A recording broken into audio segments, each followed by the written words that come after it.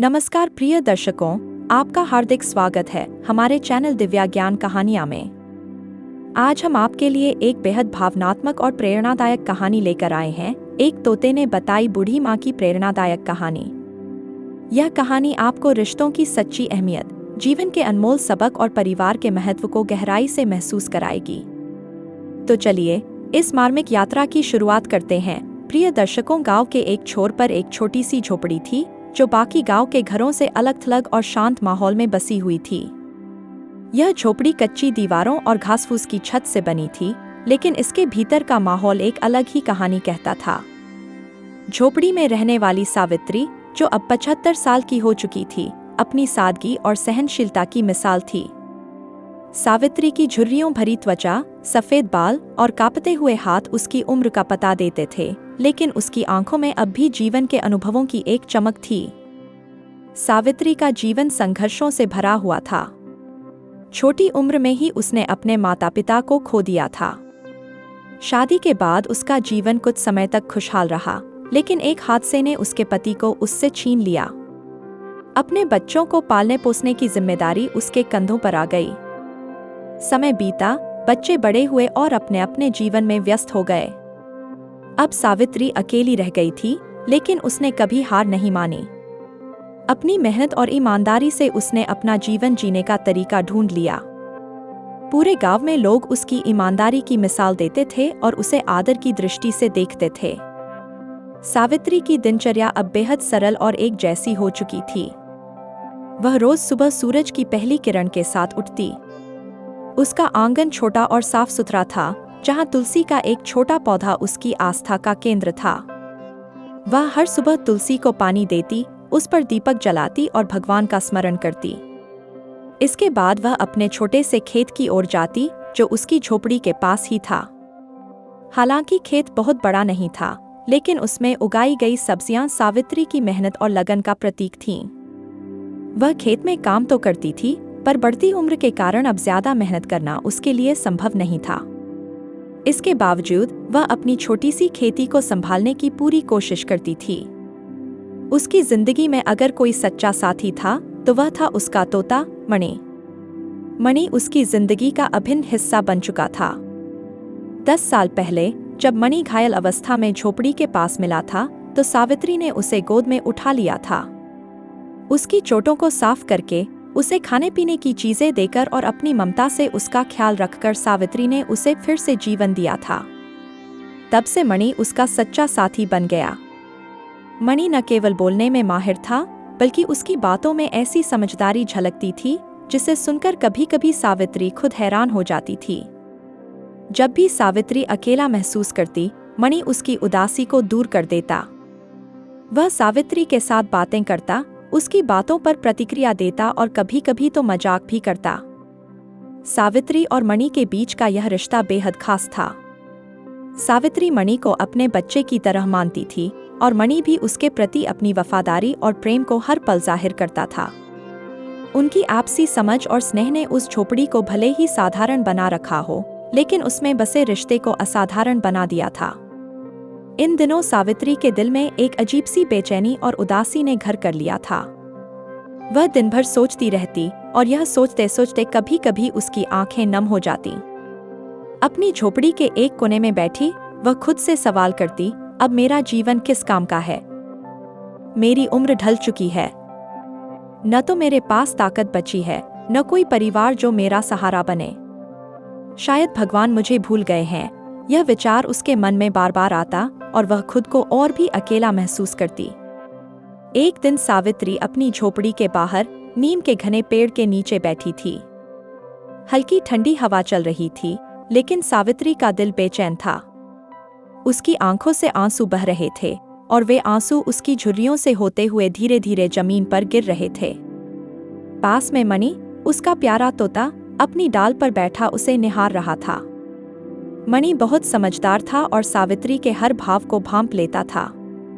जब उसने देखा कि सावित्री इतनी उदास और रो रही है, तो वह फौरन अपनी डाल से उड़ा और सावित्री के कंधे पर आ बैठा। अपनी छोटी सी चोंच से उसने सावित्री के कंधे को हल्के से छुआ, मानो उसे सांत्वना देने की कोशिश कर रहा हो। माँ, क्या हुआ? तुम रो क्यों रही हो?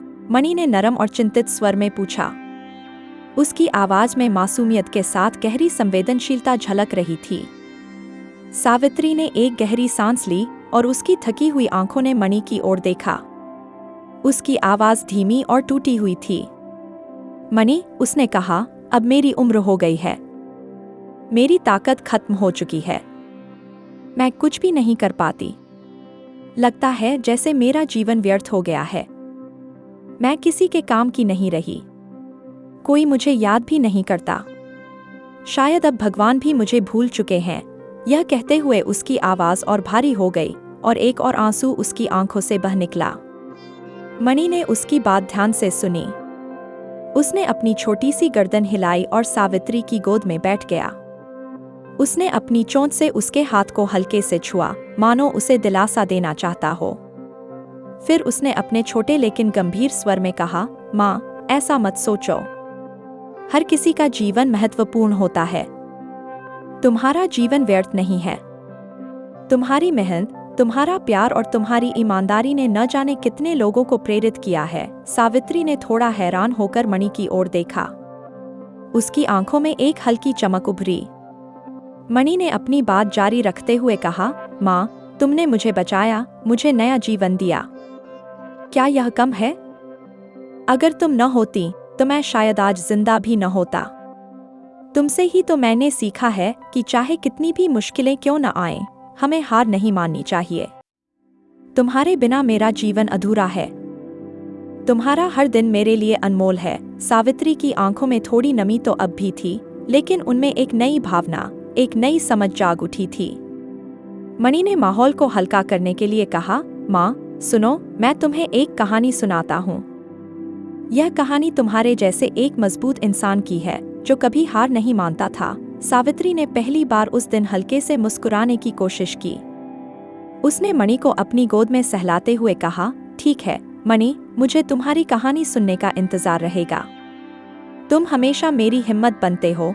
मणि ने अपनी पंखों को फड़फड़ाया और कहा, तैयार रहो माँ, यह कहानी तुम्हें जरूर पसंद आएगी। उस दिन सावित्री ने महसूस किया कि जीवन के हर क्षण का मूल्य है और अकेलेपन में भी वह किसी का सहारा और प्रेरणा बन सकती है।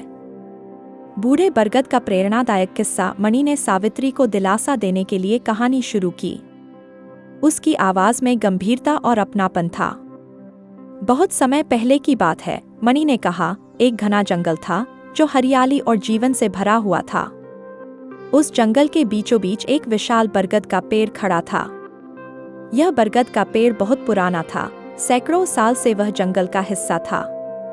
उसकी जड़ें इतनी गहरी और मजबूत थीं कि उसने जमीन को अपनी पकड़ में मजबूती से जकड़ रखा था। उसकी शाखाएं दूर दूर तक फैली हुई थीं और उसके हरे भरे पत्तों ने ऐसी छतरी का आकार बना लिया था जो हर राहगीर और हर जानवर को सुकून और छाव प्रदान करती थी। उस बरगद के नीचे से गुजरने वाले लोग उसकी छाव में आराम करते थे। थके हुए मुसाफिर उसकी घनी छाया में बैठकर राहत की सांस लेते और वहां पक्षियों का बसेरा था। छोटे छोटे पक्षी उसकी शाखाओं पर घोंसले बनाते और उनकी चहचहाहट से जंगल गूंज उठता। उसकी मोटी शाखाओं पर बंदर खेलते और उसकी जड़ों के पास हिरन और अन्य जानवर आकर पानी पीते। उस बरगद का जीवन सिर्फ खुद तक सीमित नहीं था, वह पूरे जंगल के लिए एक आसरा और प्रेरणा का स्रोत था। लेकिन जैसे समय का पहिया घूमता है, वैसे ही बरगद भी समय के असर से बच नहीं पाया। बरगद अब बूढ़ा हो चुका था। उसकी शाखाएं धीरे धीरे सूखने लगी थीं और पत्ते झड़कर जमीन पर गिरने लगे थे। उसका तना कमजोर पड़ने लगा था और उसकी बाहरी सुंदरता धीरे धीरे खत्म हो रही थी। एक दिन बरगद ने खुद को बहुत कमजोर और अकेला महसूस किया। उसने अपनी जड़ों को हिलते हुए देखा और अपने झड़ते हुए पत्तों पर नजर डाली। वह आकाश की ओर देखते हुए भारी मन से बोला, हे भगवान, मैं अब बूढ़ा हो गया हूँ। मेरी शाखाएं सूख चुकी हैं। मेरे पत्ते गिर चुके हैं। मैं अब किसी के काम का नहीं हूँ। मेरा क्या फायदा? क्यों न मुझे गिरा दिया जाए ताकि मेरे स्थान पर कुछ नया उग सके। बरगद की यह बात जंगल की हवा में गूंज गई। उसकी उदासी को सुनकर भगवान ने उसे जवाब दिया।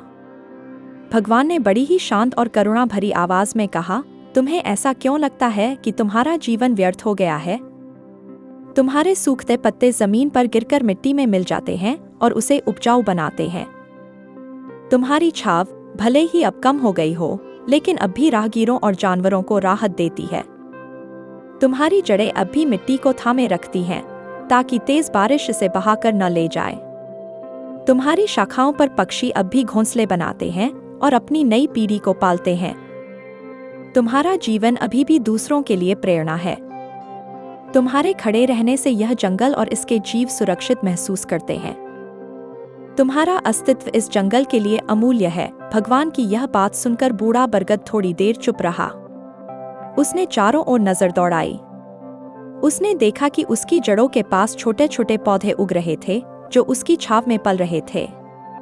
उसने महसूस किया कि उसकी शाखाओं पर पक्षी अब भी चहचहा रहे थे और उसके तने के पास हिरण अब भी आराम से बैठे हुए थे। उसे यह एहसास हुआ कि उसका जीवन अभी खत्म नहीं हुआ था। वह अभी भी इस जंगल के लिए महत्वपूर्ण था। बरगद मुस्कुराया। उसकी उदासी गायब हो गई। उसने मन में ठान लिया कि वह अपनी आखिरी सांस तक खड़ा रहेगा। चाहे वह बूढ़ा हो गया हो, लेकिन जब तक वह अपनी जड़ों पर टिका रहेगा, वह दूसरों की मदद करता रहेगा। उसके दिल में एक नई ऊर्जा आ गई और उसने समझ लिया कि जीवन का हर पल दूसरों के लिए कुछ न कुछ करने का अवसर है। मणि ने कहानी खत्म की और सावित्री की ओर देखा। माँ, उसने कहा, यह कहानी हमें सिखाती है कि जीवन की उम्र से कोई फर्क नहीं पड़ता। हमारी छोटी छोटी कोशिशें भी दूसरों के लिए बहुत मायने रखती हैं। तुम भी उस बरगद की तरह हो, सदा प्रेरणा देने वाली। सावित्री की आंखों में आंसू थे, लेकिन अब वे आंसू दुख के नहीं, आत्मस्वीकार और प्रेरणा के थे। उसने मणि को अपनी गोद में लिया और हल्के से मुस्कुराई। मणि, तुम सच कहते हो। मैं भी उस बूढ़े बरगद की तरह अपनी आखिरी सांस तक खड़ी रहूंगी। जीवन में हर पल का महत्व है। मणि की कहानी सुनने के बाद सावित्री के दिल में एक अजीब सी सुकून और नई ऊर्जा महसूस हुई। उसकी आंखों में उम्मीद की चमक लौट आई थी। उसने गहरी सांस ली, अपने आंसू पोंछे और मणि को प्यार से सहलाते हुए कहा, मणि, तुम्हारी इस कहानी ने मेरी आंखें खोल दी। शायद मैं भी उस बरगद की तरह हूँ। मेरी उम्र जरूर ढल गई है, लेकिन मेरे पास अनुभव और दया का भंडार है। मैं अब भी किसी के लिए कुछ कर सकती हूँ। मेरे जीवन का उद्देश्य अभी समाप्त नहीं हुआ। उस रात सावित्री को पहली बार चैन की नींद आई। अगली सुबह सूरज की पहली किरण के साथ उसने खुद को बदलने का पक्का इरादा कर लिया। उसने अपने छोटे से खेत के पास, जहां पहले खाली जमीन थी, एक नया बगीचा लगाने की योजना बनाई। वह गांव के बच्चों के लिए एक ऐसी जगह बनाना चाहती थी जहां वे खेलें, सीखें और प्रकृति से जुड़े। सावित्री ने अपने खेत की मिट्टी को ठीक करना शुरू किया। उसने पुराने बीज निकाले, गांव से कुछ नए पौधे मंगवाए और बगीचे में छोटी छोटी क्यारियां बनाईं। जब बच्चे यह सब देख रहे थे तो उन्होंने कौतूहल से पूछा, दादी, आप क्या कर रही हैं? सावित्री ने मुस्कुराते हुए जवाब दिया, बच्चों, मैं एक ऐसा बगीचा बना रही हूँ जहाँ तुम सब आकर सीख सकोगे कि पौधे कैसे उगते हैं, उनकी देखभाल कैसे की जाती है और वे हमारे लिए कितने महत्वपूर्ण हैं। तुम सब मेरे साथ आकर मदद करोगे? बच्चों की आंखों में चमक आ गई। उन्होंने तुरंत हाँ कहा और सावित्री के साथ बगीचे में काम करना शुरू कर दिया। सावित्री उन्हें पौधों की बारीकियों के बारे में बताती, कैसे बीज बोना है, पानी देना है और सूरज की रोशनी की जरूरत होती है। बच्चे बड़े ध्यान से उसकी बातें सुनते और सीखते। धीरे धीरे गांव के बच्चे उसे बगीचा वाली दादी कहकर बुलाने लगे। सावित्री के बगीचे में हर दिन बच्चों की चहचहाहट और उत्साह गूंजने लगा। इसके साथ ही सावित्री ने गांव की औरतों को भी अपने पास बुलाना शुरू किया। उसने उन्हें सिलाई कढ़ाई और बुनाई के हुनर सिखाने का फैसला किया ताकि वे आत्मनिर्भर बन सकें। सावित्री के पास एक पुरानी सिलाई मशीन थी जिसे उसने बरसों पहले इस्तेमाल किया था। अब वह उस मशीन को दोबारा चलाने लगी। गांव की औरतें उसकी झोपड़ी में आने लगीं। सावित्री उन्हें न केवल सिलाई कढ़ाई सिखाती बल्कि अपने जीवन के अनुभव भी साझा करती। वह उन्हें बताती कि कैसे उन्होंने संघर्षों का सामना किया और उन्हें हर परिस्थिति में मजबूत रहने के लिए प्रेरित करती। धीरे धीरे सावित्री की झोपड़ी एक सीखने और प्रेरणा का केंद्र बन गई। हर दिन उसकी झोपड़ी में बच्चों की हंसी और औरतों की बातचीत गूंजने लगी। सावित्री की झोपड़ी अब गांव का सबसे प्रिय स्थान बन गया था। उसकी मदद से कई औरतों ने अपने घरों में छोटी मोटी कमाई शुरू कर दी। बच्चे, जो पहले खाली समय में इधर उधर भटकते थे, अब बगीचे में पौधे उगाने और उनकी देखभाल करने में समय बिताने लगे। सावित्री की जिंदगी अब बिल्कुल बदल चुकी थी।